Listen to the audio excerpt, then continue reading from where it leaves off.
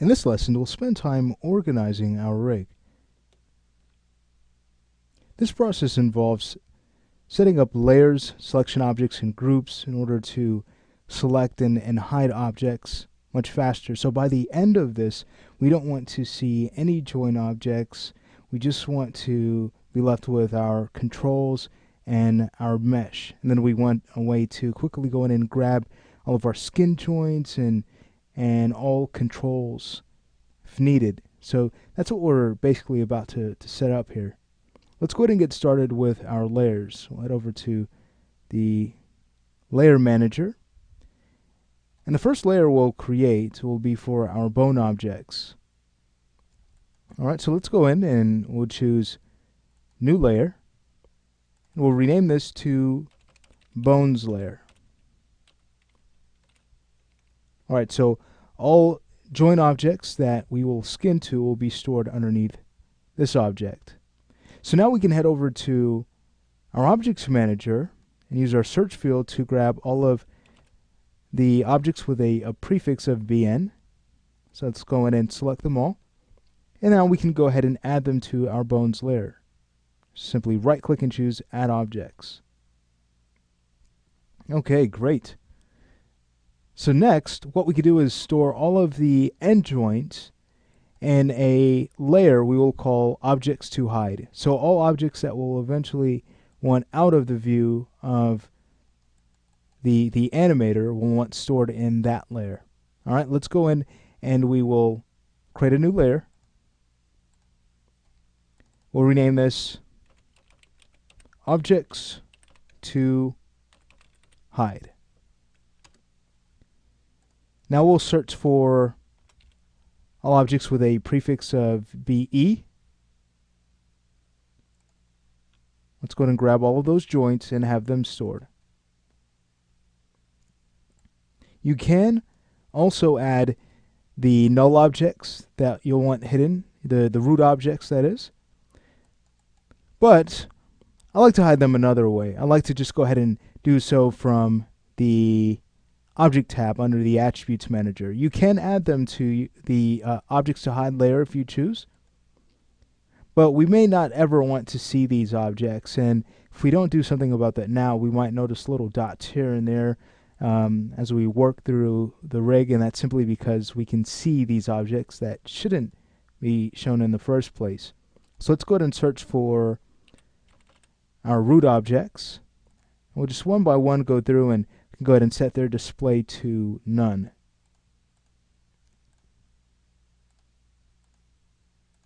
So again, that just helps to clean things up a bit more.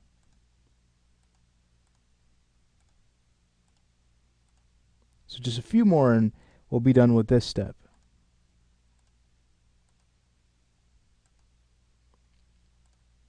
Okay, going back to our layers, let's go ahead and create one more for now, and that will be for our control objects. We don't have any just yet, nothing to store in there, but we'll just take care of that for the time being. So we'll go ahead and name this controls layer. Alright, beautiful.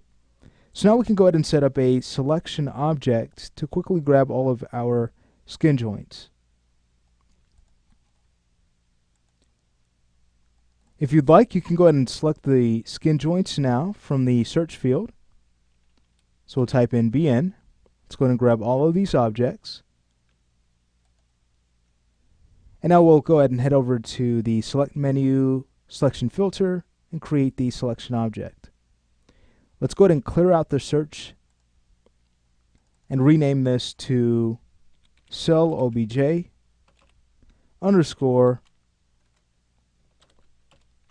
bone01. Again, we will be creating another for our controls. We can wait till the very end to do that when we clean up the entire rig, just double checking weights and such. But for right now, we're good to go here.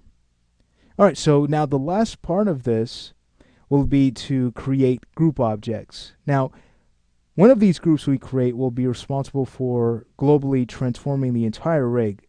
So repositioning, reorienting, and even resizing the entire head rig. But a majority of the groups that we will make will specifically be to go in and just organize the objects manager so we're not left with a clutter.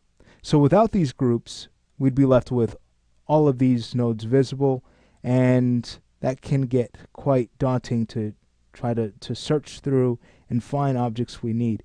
All right, so instead, let's just go in and create some groups to take care of that. So the first group we'll make is going to be a top node that everything will be stored underneath. I'll go in and create a null. Going back to the attributes manager, we'll go ahead and set the display to none. And let's go ahead and call this male01. You could always replace this with the name of your character. But basically, again, everything is going to be stored underneath this. We'll take care of that after the other groups have been made. The next is going to be one that holds our mesh.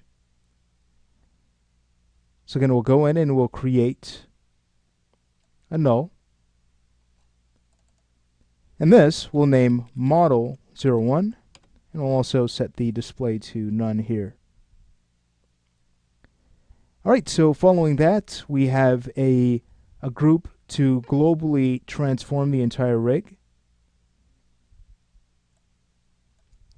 So we'll go ahead and name this global move 01.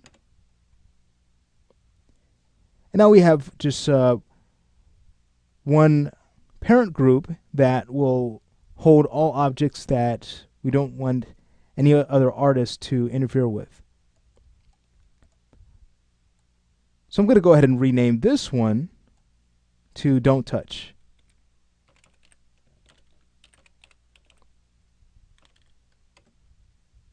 Okay, great.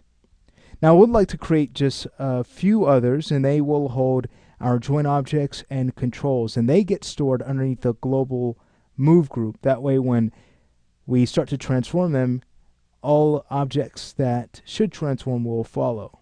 So there's just a few more we need to create. Let's go ahead and create another null here. And that's going to be joints01. Go ahead and hide this object as well. Then we could always clone this null with Control-C, Control-V. And then we'll go ahead and rename this one to controls01. All right, beautiful. So let's go ahead and start to store everything. Controls and joints, these two groups get stored underneath the global move group. Don't touch, model, and our global move group, these all will be stored underneath the mail group. All right, great.